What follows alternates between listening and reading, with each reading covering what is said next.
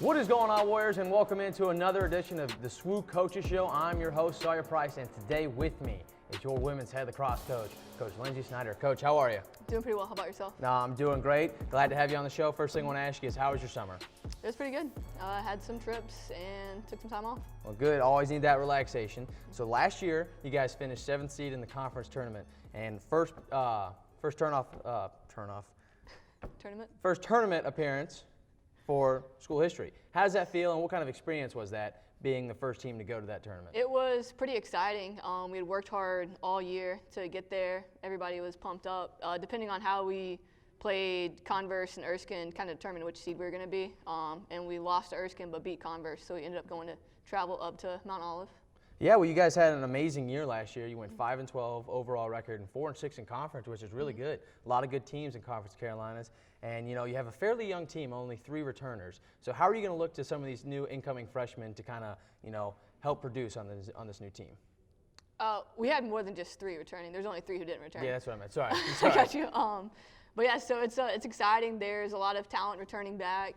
Everybody's kind of played lacrosse at this point in time, and they're excited, working hard in the off season especially. So even coming back and playing in a fall tournament, we had a good time. Yeah, you're talking about that fall tournament. You guys played Newberry, and you guys won.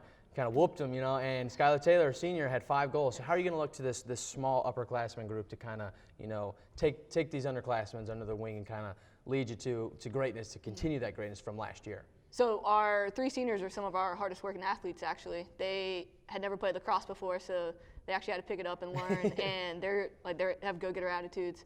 Skylar's definitely stepped it up in the off-season. She kept saying she wanted to get some touches down on offense, and she's clearly shown that she can with the 5 goals. She scored actually 4 in the second half of the game, which was kind of huge for her.